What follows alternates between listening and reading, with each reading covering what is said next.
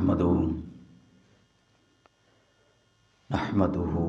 ونصلي ونسلم على رسوله النبي الكريم المكين الهنين الرؤوف الرحيم. أما بعد، فأعوذ بالله من الشيطان الرجيم. بسم الله الرحمن الرحيم. لقد خلقنا الإنسان في أحسن تقويم، أو كما قال الله تبارك وتعالى في شأن حبيبه: إن الله وملائكته يصلون على النبي يا أيها الذين آمنوا صلوا عليه وسلموا تسليما. اللهم صل على سيدنا ومولانا محمد رسوله النبي الأمي وعلى آله وأصحابه وذرياته أجمعين. اللہ رب العزت کی ذات کی حمد و ثنا اور آقا کریم تاجدار کائنات وجہ تخلیق کائنات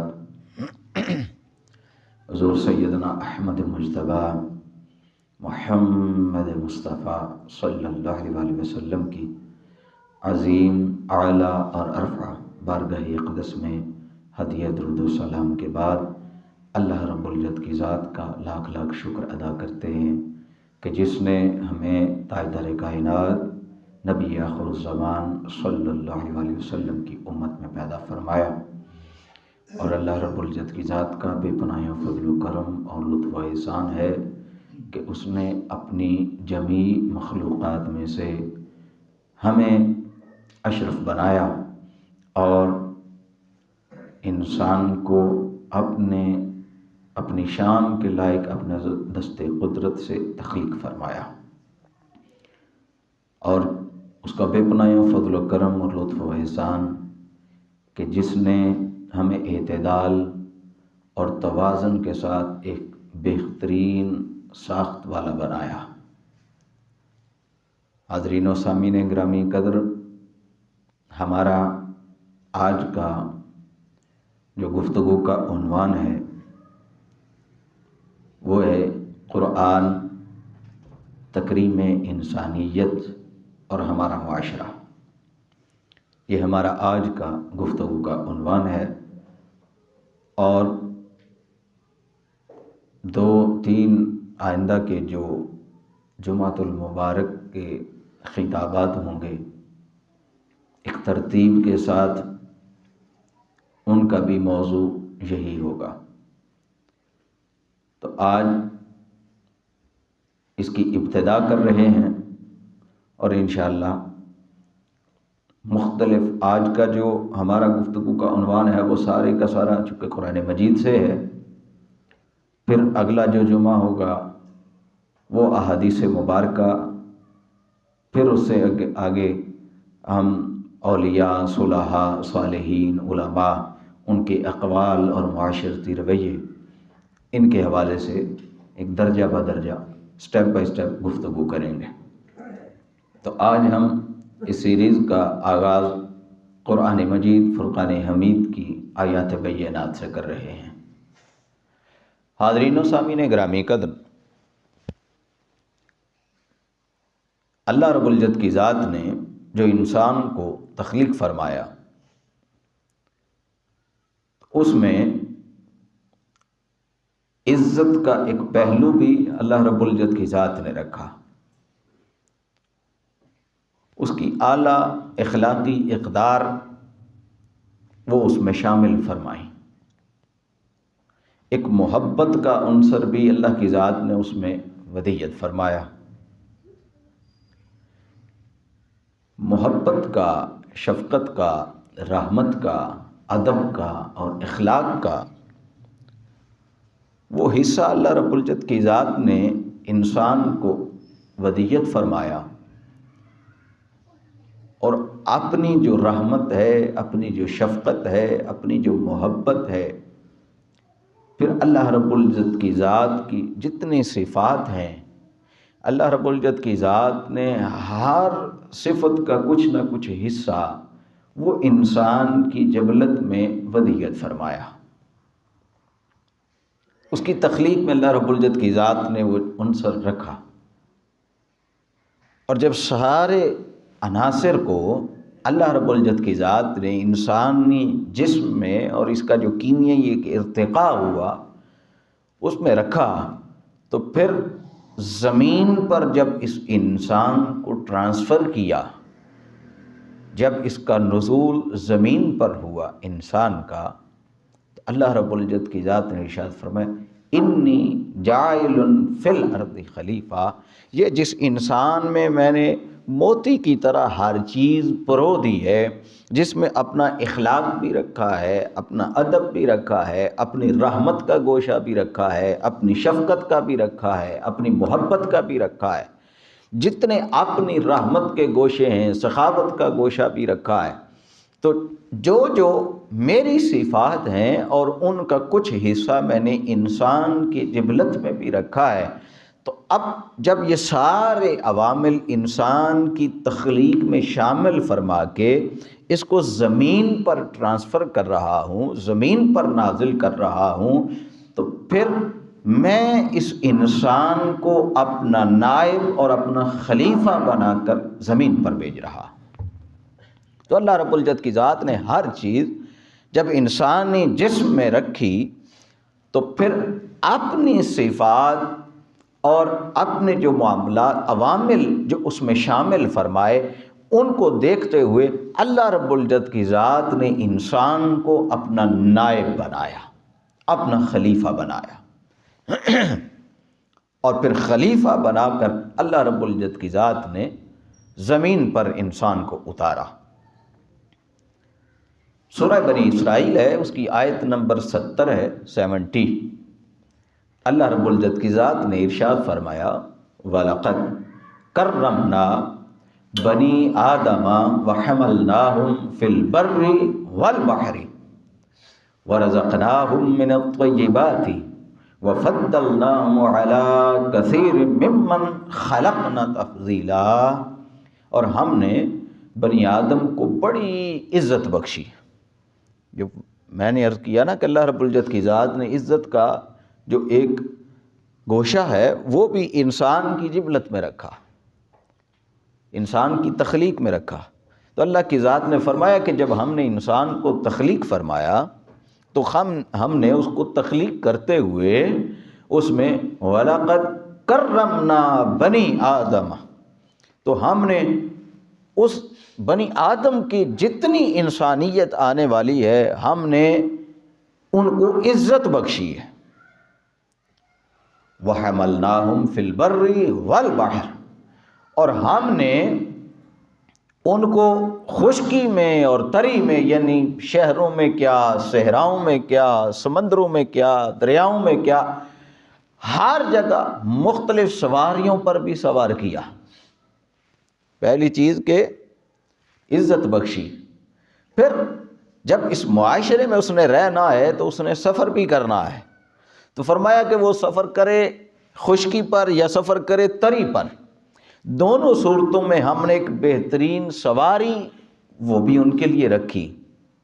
وَرَزَقْنَاهُم مِّن طَيِّبَاتِ، اور پھر جب انسان کے کھانے کی باری آئی کہ وہ کھائے گا کیا، اس کی ضرورت ہے، بھوک ہے، تو جب اس کے کھانے کی باری آئی تو ہم نے پاکیزہ چیزیں اتاری اور پاکیزہ چیزیں ان کے لیے نازل کیں، وہ پاکیزہ رزق ہم نے اس کو عطا کر دیا کہ وہ کھانے کی ضرورت اپنی اس رزق سے پوری کرے۔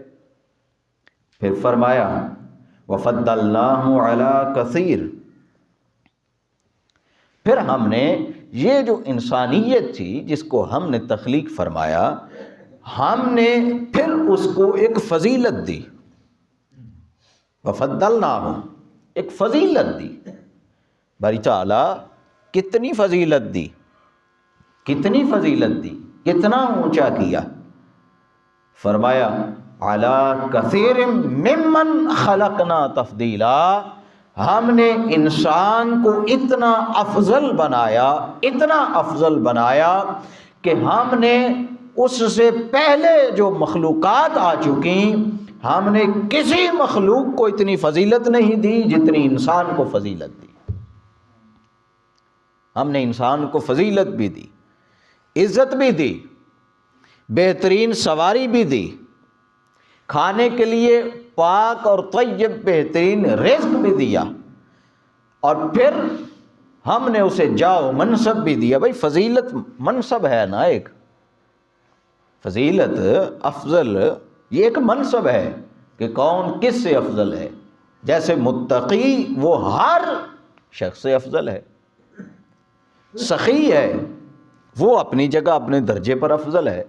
تو فرمایا کہ انسان کو جب ہم نے تخلیق فرمایا تو ہم نے اس کو عزت بھی دی، رزق بھی دیا، سواریاں بھی دیں، اور پھر اس کے پروٹوکول کے لیے تاکہ اس کا دل مطمئن ہو جائے، اس کے پروٹوکول کے لیے ہم نے اس کو فضیلت بھی دی، اور فضیلت ایسی عطا کی کہ ہم نے اس سے پہلے کسی مخلوق کو ایسی فضیلت نہیں دی۔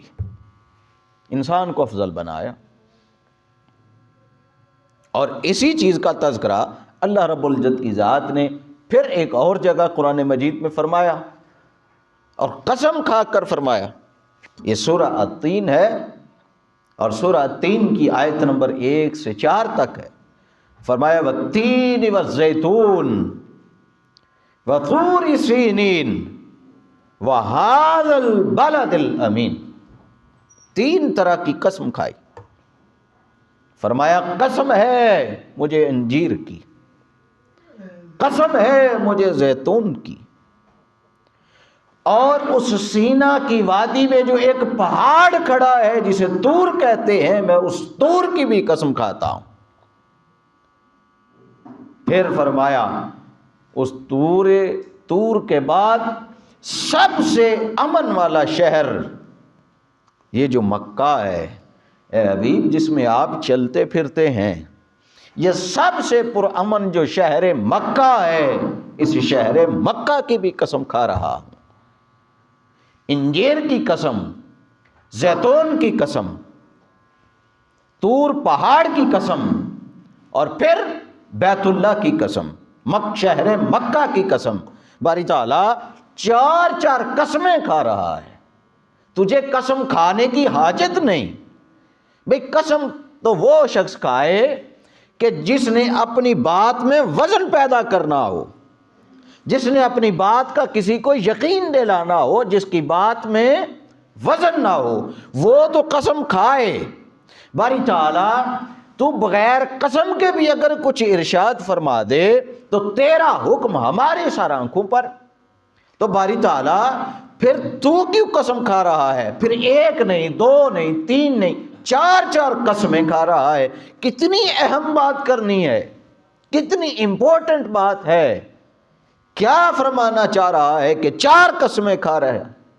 اللہ کی ذات فرماتی ہے بتاتا ہوں، یہ 4 قسمیں جو کھائی ہیں، 4 قسمیں کھا کر بتا یہ رہا ہوں، لَقَدْ خَلَقْنَا الْإِنسَانَ فِي أَحْسَنِ تَقْوِيمٍ، میں نے جو انسان کو بنایا ہے تو یہ مت سمجھنا کہ انسان کو کہیں کسی جگہ کو عیب والا بنایا، نہ، جو میں نے انسان کو بنایا تو میں نے سب سے بہترین اور سب سے زیادہ اعتدال والی ساخت میں انسان کو تخلیق فرمایا۔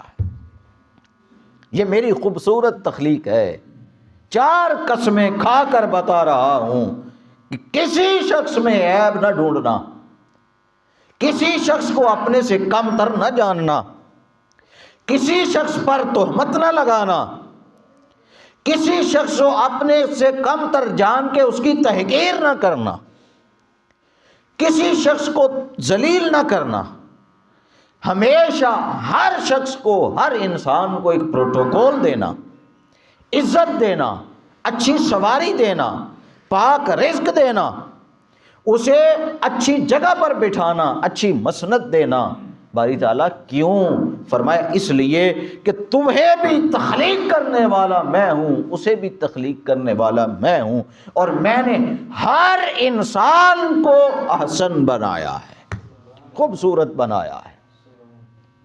ذرا غور فرمائیں اس آیہ مبارکہ میں، یہاں اللہ رب العزت کی ذات نے یہ نہیں فرمایا کہ خلقنا المؤمن، کہ میں نے مومن کو خوبصورت بنایا، یہ نہیں فرمایا خلقنا المسلم، میں نے مسلمان کو خوبصورت بنایا، کسی اور یہود یا نصارہ کا یا دیگر کسی کا تذکرہ نہیں فرمایا، کسی ایک دین کا یا مذہب کا تذکرہ نہیں فرمایا، آپ نے کسی خاص نبی اور رسول کا بھی تذکرہ نہیں فرمایا، بلکہ جمیع انسانیت کا تذکرہ فرمایا، اور جمیع انسانیت کا تذکرہ فرما کے اللہ رب العزت کی ذات نے ہر چیز کے اوپر، ہر چیز پر جو برتری عطا کی وہ برتری انسانیت کو عطا کی، اور فرمایا کہ میں نے انسان کو بہترین بنایا ہے۔ خبردار کوئی شخص اپنے مذاہب میں، اپنے دین کے معاملات میں، اپنے معاشی معاملات میں الجھ کر جگڑ کر کسی انسان کو ذلیل نہ کرتا پھرے، کسی انسان کی تذلیل نہ کرتا پھرے۔ ہر انسان جو اس زمین پر چل پھر رہا ہے، ہر انسان میری تخلیق ہے، اور میں نے ہر انسان کو خوبصورت بنایا ہے۔ میں نے بناتے وقت یہ نہیں دیکھا کہ یہ کافر ہے اس کی شکل بری بنا دوں، یہ مومن ہے اس کی شکل اچھی بنا دوں، یہ عیسائی ہے اس کی بری بنا دوں، یہ مسلمان ہے اس کی بری اچھی بنا دوں۔ نہیں، میں نے کوئی تفریق نہیں کی، انسانیت کو برتری دی ہے، تم بھی ہمیشہ انسانیت کو برتری دینا۔ پھر اللہ رب العزت کی ذات نے ارشاد فرمایا سورہ النساء، وہاں بھی خلقت انسانی کے متعلق ارشاد فرمایا، آیت نمبر 1 فرمایا یا ایھا الناس اتقوا ربکم الذی خلقکم من نفس واحدۃ وخلق منها زوجها وبث منهما رجالا كثيرا ونساء واتقوا الله الذي تساءلون به والارحام، لوگو اپنے رب سے ڈرا کرو جس نے تمہاری پیدائش ایک جان سے کی ہے، تمہاری ابتدا ایک جان سے کی ہے، اس سے ڈرا کرو۔ پھر اس نے اس ایک جان کے بدلے جوڑا بنایا، اور پھر اس نے جوڑ پیدا کیا، پھر اس جوڑ کو جب ملایا تو پھر کثرت کے ساتھ مردوں اور عورتوں کو بھی تخلیق فرمایا اور زمین پر پھیلا دیا۔ پھر فرمایا ڈرو اس اللہ سے کہ جس کے واسطے سے تم ایک دوسرے سے سوال کرتے ہو، اور ہمیشہ اپنی قرابتوں میں بھی تقوی اختیار کیا کرو، اپنے جو اعزا اقربا ہیں ان کے معاملے میں اللہ سے ڈرا کرو، انسانیت کے ساتھ اچھا سلوک کیا کرو۔ یہ ساری بات ارشاد فرمائی، فرمایا ایک جان سے پیدا کیا، پھر جوڑا بنایا، پھر اس جوڑے سے کثیر مردوں اور عورتوں کو تخلیق فرمایا، پھر زمین پر پھیلا دیا۔ کوئی ایک ایسا انسان ہے جو کہے کہ یہ جو ایک فارمولہ تخلیق کا اور پیدائش کا ذکر ہو رہا ہے، اس فارمولے پر میں تو پورا اترتا ہوں، لیکن یہ یہودی یہ پورا نہیں اترتا، یہودی ایسے پیدا نہیں ہوا، ہندو ہے وہ ایسے پیدا نہیں ہوا، عیسائی ہے وہ ایسے پیدا نہیں ہوا۔ کوئی ایک شخص بھی ایسا ہے جو یہ کہہ سکتا ہو؟ نہیں کہہ سکتا۔ کیوں؟ کہ ہر کسی کی جو تخلیق ہے اور ولادت ہے وہ انہی مراحل کے سے ہے، انہی مراحل سے ہے۔ مرد اور عورت سے آگے مزید جنریشن بڑھتی ہے، مزید عوام بڑھتی ہے، انسان سے انسان پیدا ہوتا ہے۔ تو اللہ رب العزت کی ذات نے یہاں بھی انسانی عوامل کو مد نظر رکھتے ہوئے انسان کا جو ایک طریقہ ولادت ہے اس کا ذکر فرمایا اور فرمایا خبردار کوئی یہ نہ سمجھے کہ میں اعلیٰ ہوں اور یہ ادنا ہے. ہم نے کسی کو اعلیٰ اور ادنا بنایا ہی نہیں ہے. ہم نے ہر انسان کی تخلیق اور اس کی ولادت، اس کا پروسیجر ہی ایک رکھا ہے تاکہ کوئی یہ نہ سمجھے کہ میں امیر تھا، میں اس طرح پیدا ہوا، یہ غریب ہے یہ اس طرح پیدا ہوا ہے، میں مومن تھا میری یہ شان اور یہ کافر اس کی یہ شان. کوئی فرق نہ کرے. ہم نے ہر کسی کو ایک ہی طرح پیدا کیا ہے. پھر اللہ رب العزت کی ذات نے مزید ارشاد فرمایا، یہ سورہ الحجرات اس کی آیت نمبر 13 ہے. سورہ الحجرات آیت نمبر 13 فرمایا یا ایھا الناس انا خلقناکم من ذکر و انثی.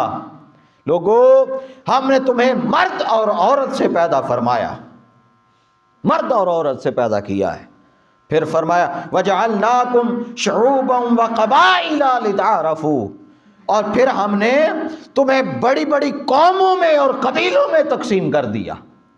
باری تعالیٰ جب تو نے انسان کو تخلیق فرمایا اور جمیع انسانیت کا تو رب ٹھہرا اور پھر اس زمین پر انسان کو پھیلا دیا، تو باری تعالیٰ پھر کیا ضرورت تھی کہ انسان ٹولیوں میں بٹ جاتا؟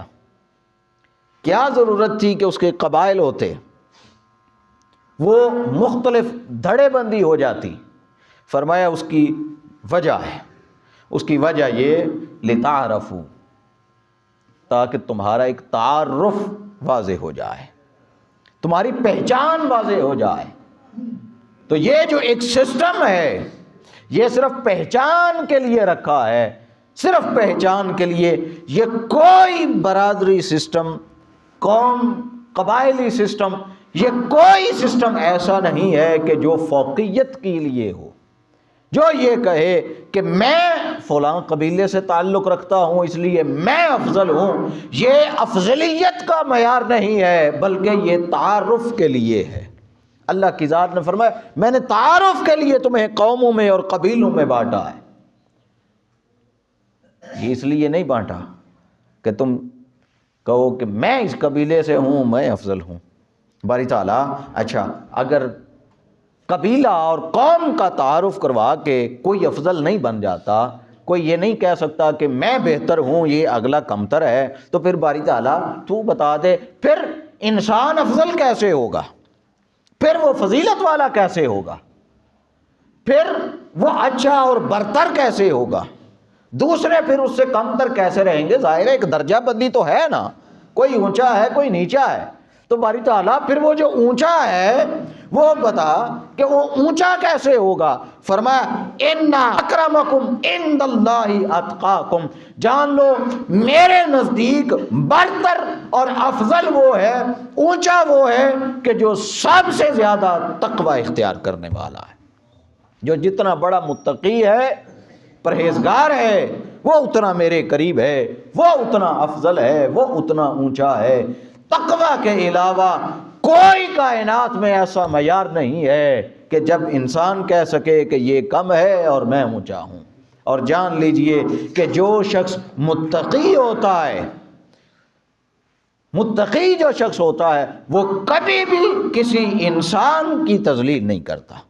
متقی خود کو ظاہر ہی نہیں کرتا کہ میں بڑا تقوی والا ہوں، میں بڑا پرہیزگار ہوں، بڑا عبادت گزار ہوں، وہ خود کو ظاہر ہی نہیں کرتا. پھر اللہ رب العزت کی ذات نے سورہ الاحزاب آیت نمبر 35 میں اسی طرح ارشاد فرمایا، صفات بیان فرمائی. پھر سورہ العمران میں ارشاد فرمایا آیت نمبر 195، اس میں ارشاد فرمایا فَاسْتَجَابَ لَهُمْ رَبُّهُمْ أَنِّي لَا أُضِيعُ عَمَلَ عَامِلٍ مِّنْكُمْ مِّن ذَكَرٍ أَوْ أُنثَىٰ. لوگو اللہ کی ذات وہ ذات ہے کہ جو تمہاری دعاؤں کو سنتا ہے، قبول بھی کرتا ہے، اور تم میں سے کوئی شخص یہ نہ سوچے کہ میں کوئی نیک عمل کروں گا اور میرا عمل ضائع ہو جائے گا. نہیں، میں تم میں سے کسی ایک محنت کرنے والے کی بھی مزدوری کو ضائع نہیں کرتا، خواہ وہ مرد ہو یا عورت ہو۔ تو اللہ رب العزت کی ذات یہ جو اچھے اعمال ہیں، کسی کے ساتھ اچھی گفتگو کرنا، مسکرا کے بات کرنا، کسی کے ساتھ ادب کے ساتھ پیش آنا، کسی کے ساتھ اچھا نیک سلوک کرنا، اللہ رب العزت کی ذات اس عمل کو بھی ضائع نہیں فرماتا، اللہ کی ذات اس کا بھی اجر دیتا ہے۔ پھر اللہ رب العزت کی ذات نے جب انسان کو زمین پر بھیجا تو پھر انسان کے رہنے کے لیے قوانین، معاشرے کو چلانے کے لیے قوانین بھی ضروری تھے، اور خاص کر قوانین اس لیے بھی ضروری تھے کہ پہلا انسان جو اس زمین پر آیا، آدم علیہ السلام، اس پہلے انسان کے 2 بچے آپس میں جھگڑے اور ایک بچے نے دوسرے کو قتل کر دیا۔ حابیل اور قابیل کی جو جھگڑا تھا، تو وہ پہلا انسان جو زمین پر آیا، اسی کے 2 بچوں نے قتل و غارت گیری شروع کر لی، ایک مظلوم ایک ظالم۔ تو پھر جو کائنات اور انسان کا دائرہ وسیع ہوا، جو قوانین کی ضرورت پیش آئی، فساد پھیلتا رہا، قوانین کی ضرورت پیش آئی، تو اللہ رب العزت کی ذات نے قرآن مجید میں ان قوانین کا بھی تذکرہ فرمایا کہ انسان نے اس معاشرے میں رہنا کیسے ہے۔ جب قتل کی باری آئی، قتل کی کہ کون کیسے کسی کو قتل کرتا ہے، تو فرمایا کہ لوگوں جان لو، من اجل ذالک کتبنا علی بنی اسرائیل انہ من قتل نفسا بغیر نفس او فساد فی الارض فکأنما قتل الناس جميعا۔ ہم نے جو بنی سورہ المائدہ کی 32 نمبر آیت ہے کہ ہم نے بنی اسرائیل پر جو کتاب نازل کی تھی تورات، ہم نے اس میں بھی اور اس سے پہلے بھی یہ حکم دیا تھا، لکھ دیا حکم یہ کہ جس شخص نے بغیر قصاص کے یا زمین میں فساد کے ناحق کسی کو قتل کر دیا، تو پھر معاشرے کا تمام جو انسانیت کا طبقہ ہے، اس اکیلے شخص نے پوری انسانیت کو قتل کر دیا۔ یہ ہم نے وہاں بھی لکھا کہ جس نے ایک انسان کو ناحق قتل کر دیا، اس نے پوری انسانیت کو قتل کر دیا۔ اور پھر فرمایا جس نے ایک انسان کو قتل کیا وہ تو پوری انسانیت کا قاتل ٹھہرا، اور جس نے ایک انسان کی ناحق قتل ہوتے ہوئے انسان کی زندگی کو بچا لیا، گویا اس نے پوری انسانیت کو بچا لیا۔ وہ حیات انسانی کے نظام کو اجتماعی طور پر بچانے والا شخص ٹھہرا کہ جس نے کسی ظالم کا ہاتھ روکا۔ پھر سورہ الفرقان آیت نمبر 68 وہاں بھی ارشاد فرمایا یہی قتل کرنے کے بارے میں کہ جو بغیر ناحق کسی کو قتل کرتا ہے، بدکاری کرتا ہے، تو اس کے لیے بھی سزا ہے۔ پھر سورہ الانعام آیت نمبر 151 میں ارشاد فرمایا کہ لوگوں وَلَا تَقْتُلُوا أَوْلَادَكُم مِّنْ أَمْلَاقٍ، کوئی شخص بھی ایسا نہ ہو کہ جو مفلسی کے ڈر سے اپنی اولاد کو قتل کرے۔ نحن نرزقکم وإیاہم، ہم تمہیں بھی رزق دیتے ہیں، تمہاری اولاد کو بھی دیں گے۔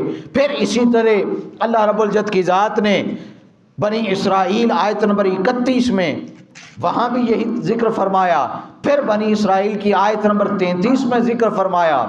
پھر اللہ رب العزت کی ذات نے سورہ الحجرات آیت نمبر 11 میں ایک اور معاشرے میں رہنے کے لیے، عزت اور تکریم انسانیت کے لیے اللہ کی ذات نے ایک اور حکم نازل فرمایا یا ایھا الذین آمنوا لا یسخر قوم من قوم عسى ان یکونوا خیرا منہم، لوگو اے ایمان والو خبردار، تم میں سے کوئی شخص کسی قوم کا مذاق نہ اڑائے، کوئی قوم کسی دوسری قوم کا مذاق نہ اڑائے۔ ممکن ہے کہ جو مذاق اڑا رہے ہیں وہ کمتر ہوں، اور جن کا مذاق اڑایا جا رہا ہے وہ اللہ کے ہاں قریب ہوں، وہ اللہ کے ہاں معزز ہوں۔ پھر فرمایا وَلَا نِسَاءٌ مِّن نِسَاءٍ عَسَىٰ أَن يَكُنَّ خَيْرًا مِّنْهُنَّ، کہ یہ جو ہماری خواتین ایک دوسرے کے متعلق گفتگو کرتی ہیں، تو فرمایا خبردار عورتیں بھی ایک دوسرے کا مذاق نہ اڑائیں، تمسخر نہ اڑائیں، تنگ نہ کریں۔ ممکن ہے کہ جو تمسخر اڑا رہی ہیں وہ کم تر ہوں، اور جن کا تمسخر اڑایا جا رہا ہے، جن سے مذاق کیا جا رہا ہے، تنگ کیا جا رہا ہے، وہ اللہ کے ہاں ان سے بہتر ہوں۔ اور پھر فرمایا وَلَا تَلْمِزُوا أَنفُسَكُمْ وَلَا تَنَابَزُوا بِالْأَلْقَابِ، اور خبردار آپس میں ایک دوسرے کو تانا زنی نہیں کرنی، ایک دوسرے کو تانے نہیں دینے، پھر نہ الزام لگانا ہے اور نہ ہی ایک دوسرے کو برے ناموں سے پکارنا ہے۔ یہ اللہ رب العزت کی ذات انسانیت کی تکریم سکھا رہی ہے۔ یہ ہمارے معاشرے میں یہ نصور ہے یہ چیز کہ ہمارے معاشرے میں ایک دوسرے کا ٹھٹھا لگایا جاتا ہے، مذاق اڑایا جاتا ہے، اس کے اوپر تانا زنی کی جاتی ہے، اس کے عیبوں کو تلاش کیا جاتا ہے، اور پھر اس کے اوپر الزام تراشیاں بھی لگائی جاتی ہیں، برے برے نام بھی رکھے جاتے ہیں۔ اللہ رب العزت کی ذات نے اس سب سے منع فرمایا۔ پھر اسی طرح سورہ الحجرات آیت نمبر 12 میں یہی احکامات نازل فرمائے۔ پھر اللہ رب العزت کی ذات نے احتساب کا ایک سسٹم وہ بھی قرآن مجید میں دیا کہ اگر کسی سے کوئی ظلم اور زیادتی ہو جائے تو پھر کیسے پکڑ کی جائے۔ احتساب کا جو سسٹم ہے وہ بھی اللہ کی ذات نے ارشاد فرمایا۔ سورہ النور آیت نمبر 4 ارشاد فرمایا والذین یرمون المحصنات ثم لم یأتوا بأربعۃ شہداء، اگر کوئی بندہ ایسا ہو جو یہ بے وقوفی کرے، جو یہ پاگل پن کرے کہ وہ پاک دامن عورتوں پر بدکاری کی تہمت لگائے، الزام تراشی کرے، تو اس کی سزا یہ ہے کہ پہلے تو وہ 4 گواہ پیش کرے، پہلے وہ 4 گواہ پیش کرے، اور پھر اگر وہ گواہ نہ پیش کر سکے تو پھر فَاجْلِدُوهُمْ 80 جَلْدَةً وَلَا تَقْبَلُوا لَهُمْ شَهَادَةً أَبَدًا۔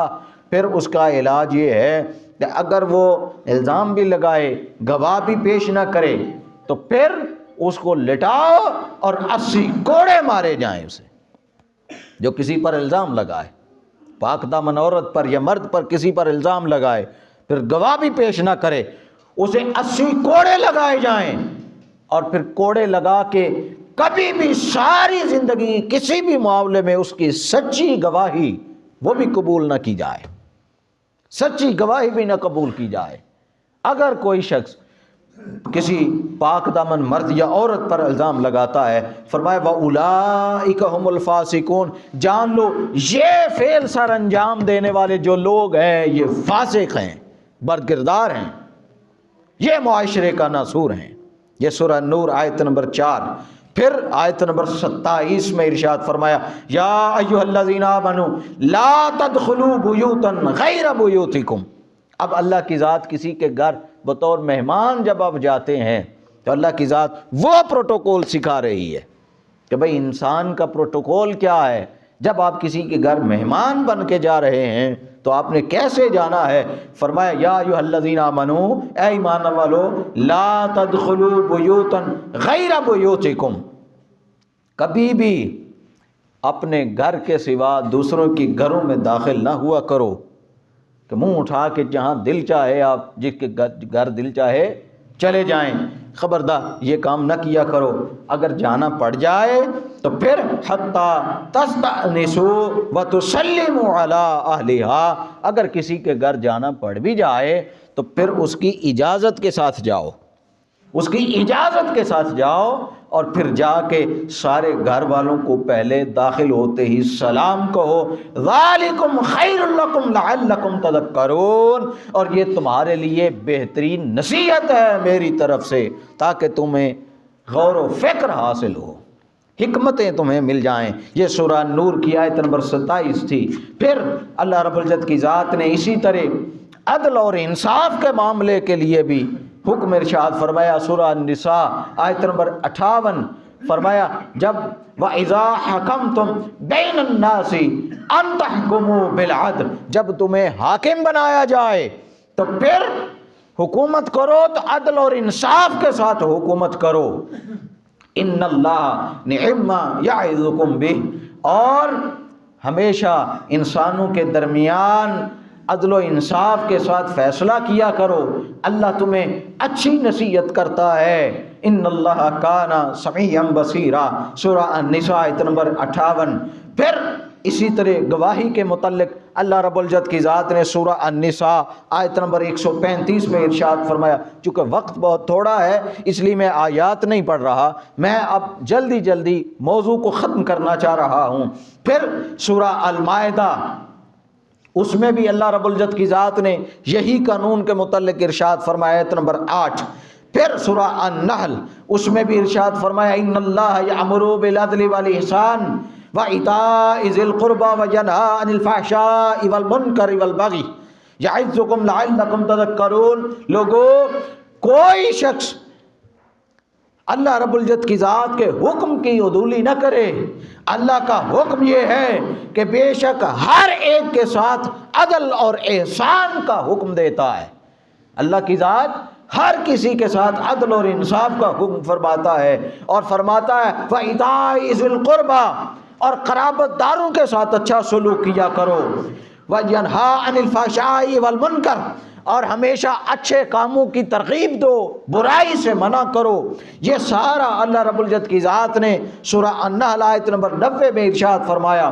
پھر اللہ رب العزت کی ذات نے ہر انسان کو مذہبی آزادی بھی دی کہ کوئی شخص مذہب کے نام پر کسی کے گلے نہ کاٹے، کوئی مذہب کے نام پر بدامنی اور فساد نہ پھیلائے، کوئی مذہب اور دین کے نام پر کسی کو قتل نہ کرے۔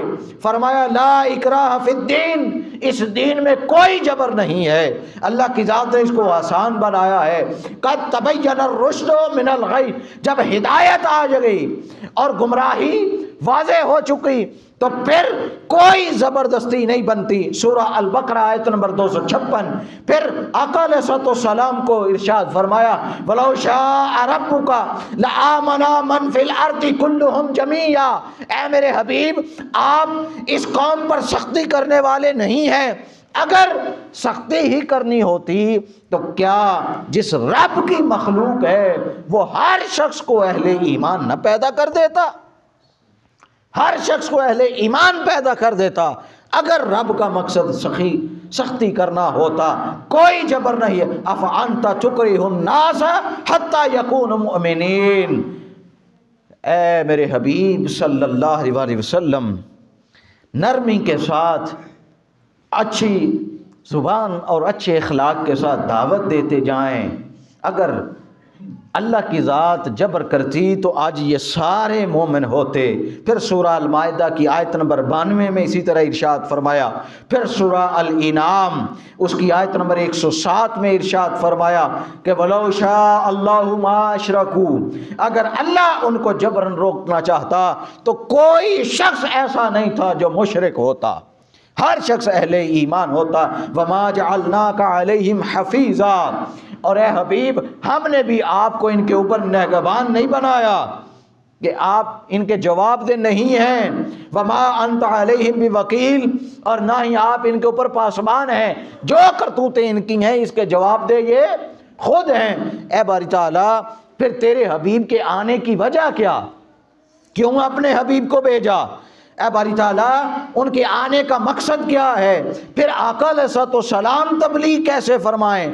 فرمایا فذکر انما انت مذکر، بس اے حبیب آپ کا کام صرف نصیحت فرمانا ہے، آپ کا کام جبر کرنا نہیں، نصیحت فرمانا ہے۔ آپ نصیحت فرماتے رہیں، لست علیہم بمسیطر، ہم نے کبھی بھی ان پر جبر اور قہر کو مسلط نہیں کرنا۔ پھر ملکیت کا جو حق ہے وہ بھی ارشاد فرمایا۔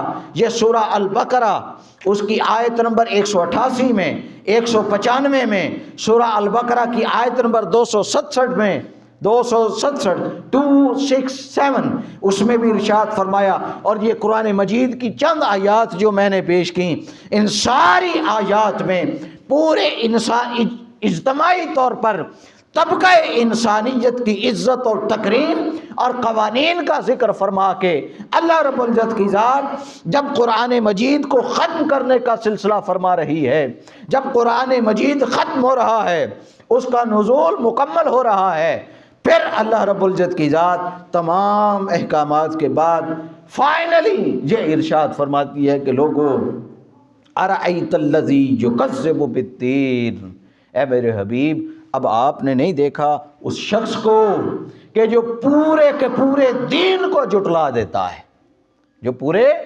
دین کو جھٹلا دیتا ہے۔ کیسے؟ فذالک الذی یدعو الیتیم، آخری بات ہے بس، فذالک الذی یدعو الیتیم، یہ وہ شخص ہے جو دین کو جھٹلانے والا، وہ شخص جو یتیم کو دھکے دیتا ہے، ولا یحض علی طعام المسکین، اور یہ مساکین کو کھانا نہیں دیتا، ان کی حاجتوں کو پورا نہیں کرتا، ان کو ان کے حق سے محروم رکھتا ہے۔ فویل للمصلین، افسوس اور خرابی ہے ان نمازیوں کے لیے۔ کن کے لیے؟